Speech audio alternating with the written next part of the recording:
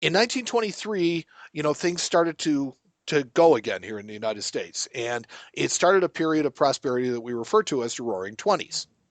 The Roaring Twenties was the real birth of the automobile industry in the United States, and that is probably our biggest export, even to this day, is automobiles. Yeah, I was reading something about that. It was the Roaring Twenties because cars finally became affordable to the average man.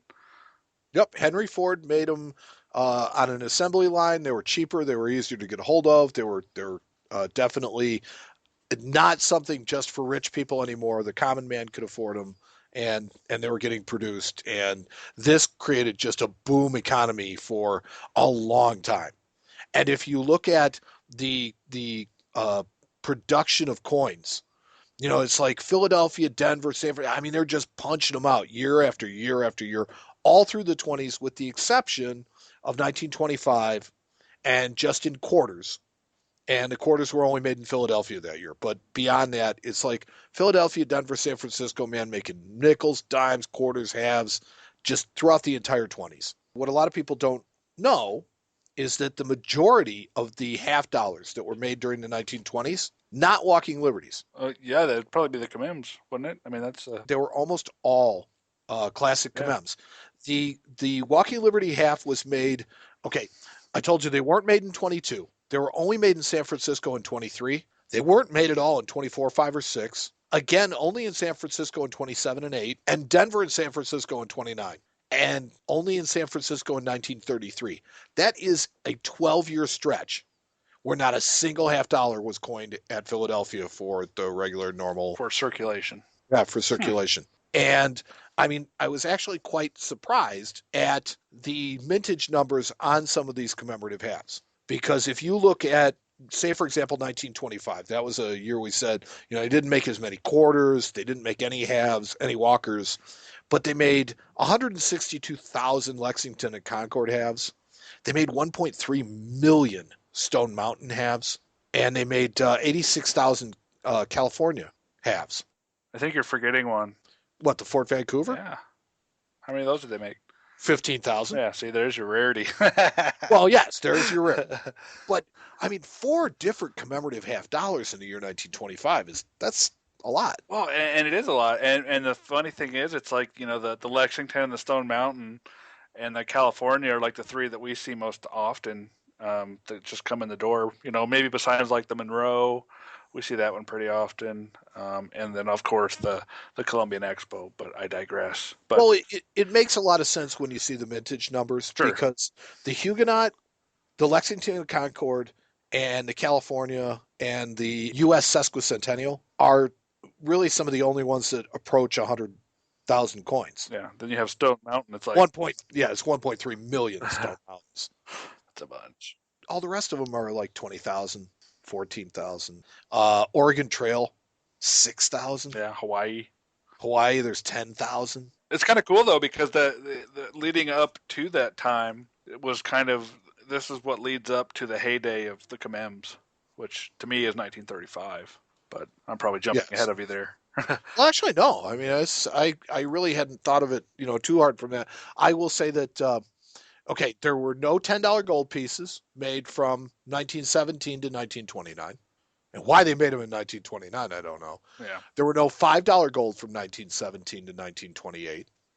And there's no $2.50 gold from 1916 to 1924. Hmm. So, I mean, there just isn't a lot of money being made. And one of the things that I found to be interesting is that, okay, our monetary system had evolved in the 20th century because of the Federal Reserve Act. The Federal Reserve Act ended the practice of people taking their money directly to the mint and exchanging it for coins. Yeah. It provided banks the opportunity to stock coins and currency for customer uses. And the reason why they did this was to kind of alleviate the bank runs and the localized panics and the monetary depressions that were happening all over the United States when people got a little nervous about, whether or not the bank was going to have their money tomorrow. I think I was reading in my research that something like 44% of banks failed. Can you imagine? I mean, it's 44% of your banks just, sorry, we're gone.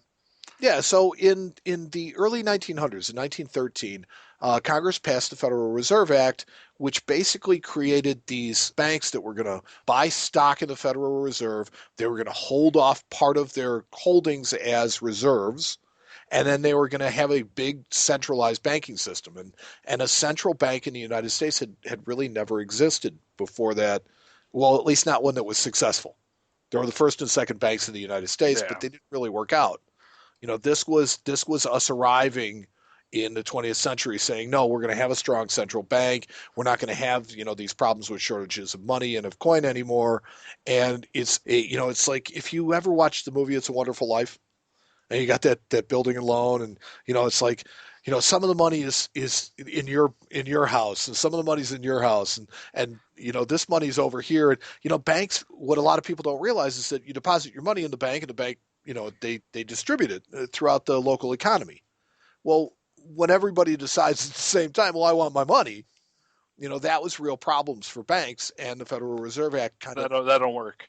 yeah, well, the Federal Reserve Act kind of ended all that and made it to where the federal government could help step in and give people, or give the banks at least the reserves that they needed so that they didn't fail. And I think that this is a time when the monetary system evolved. And now I remember where I was at. Is that you look at 10 years after the Federal Reserve Act? Okay, now you've got all this big shortage of money in the United States, or at least an overage. Maybe it's not a shortage. Maybe it's an overage to the point where we didn't need to make coins for about 3 years. Yeah, it's an interesting time in history of our coinage, especially. It's just neat that I was, like I said, I was doing a little research and just looking at some of the certain stuff we minted, and it was kind of weird in the commem series that they didn't make any commems in 29, 30, and 31 and 32. They made none. Right. Well, the Great Depression was kind of knocking, everybody on their butt. Yeah, 29, 30, 31. I mean, that's yeah, that's the and depth of 32. the It took depression. And 4 years for them to finally start them rolling again. sure, because I mean, back then a nickel was a lot of money. Yeah, and they went crazy. I mean, like I said, getting up to 34, they did 4 different designs, and 35, they did 7 different designs with some struck at all 3 mints. So Well, yeah, by that time it seems like, and if you look at the GDP in the United States, we're kind of, it had finally started to recover by that yeah. point, and things finally started to roll. Now, one of the things that I thought was interesting about this particular point in history was my father was born in 1931. And he always kind of laughed that he said that if he wanted to put together a set from the year he was born, there's no quarters, there's no Couldn't be that halves, hard. there's no silver dollars. It's just No dollars. basically, you got your pennies, you got a nickel, you got a dime, and that's it. That's it. Yep. Birth year set done. And in 32, the only coinage that was made in 1932. Let's see, because there are no commems. Yeah. Lincoln's. Nope. I thought we made Lincoln's in 32. Oh yeah, you're right. I'm sorry. Or they made sense in every year except for 1815. Yeah. I That's it. was gonna say But okay, so you've got Lincoln's and one other coin, 32 DNS quarters. PDNS, PDNS. You're right. which were supposed to be a commemorative. That's true. That is true. They weren't even supposed to be a regular issue coin. They made them as commemoratives. They were so popular they brought them back in 34. But yeah, so you look at just this whole from 1930 to 1933 and all the coins that weren't made. Hmm. Interesting. And it's amazing, but it no longer had to do. I think after this point, they started making coins with such. Um, they made so many of them that nothing really ever would be scarce again from a date and mint mark perspective. I mean, that's really it. Yeah. After your 32 quarters, That's about it. that's really it. I mean, 31 31 S pennies and 31s penny being kind of the end of the modern era. yeah, that's true. It's a good point. I never really thought about that. So I don't know what. Yeah, well, and see now you know where my love for the 20th century ends. You Pretty might. much 1933. Well, that's okay. And then Right. you get into the modern stuff. Then you get into stuff that is just common and, as I had said earlier, bland and uninspired and just too many. Yeah. But for those who, want to collect something 20th century, want to collect something interesting, these years from, the early 20s through the mid 30s are interesting and give you a real opportunity to collect something decent.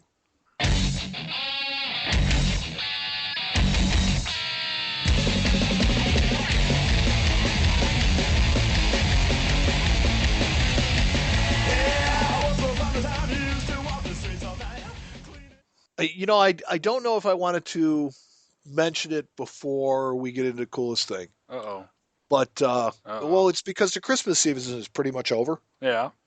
But I wanted to tell people that there are some very, very cool books that are out there. And take your Christmas money and instead of buying a coin, think about buying a book and learning about a coin and then buying a coin. Well, I just think you'll be better served that way. it's quite possible. Right after we did our segment on the Randall Hoard, Hmm. I received a book in the mail on hoards. Really? Yes. From And Whitman? yes, from Whitman, Huh. there is a book. Let's see. Let me get you the title for it. It is Lost and Found Coin Hoards and Treasures. Ooh, this will be fun. So is this going Yeah. to make an appearance on a future episode of the show? I don't know. We'll have to see. Yeah. This is Illustrated Stories of the Greatest American Troves and Their Discoveries by Q. David Bowers. Hmm. Has a nice little section in it on the Randall Hoard, which I personally thought would have been really helpful about a week earlier. Uh, there's a new red book that's out. The Bowers series, the Yeah. red books of American coinage on barber silver coins, which I think is perfectly suited into one book all by itself. It just covers the barber coins. There is a book on the hundred greatest women on coins, which we can argue about whether or not they belong there or not all day long as far as the order or which ones. But it's a really interesting book, and the forward is written by a very good friend of both of ours, the Penny Lady, Oh, Charmy Charmy Harker. Harker. Yeah. Yes, yeah, she is the president of Women in Numismatics for the ANA. Huh. So I thought she's fitting for. Certainly. Yeah, absolutely. Let's see. And there was also, and there is a brand new sixth edition of the Cherry Pickers Guide Ooh. coming out this year. You already have one, So, don't you? yeah. So that being said, anytime there's a new Cherry Pickers that comes out, that means that there are some major additions or some major changes that have been made to it. Yeah. So all well worth your entertainment dollar. All brand new in the end here of 2016. So, you should go out, you should get yourself some books before you get yourself some coins, and you'll be a better coin collector for it. Good advice.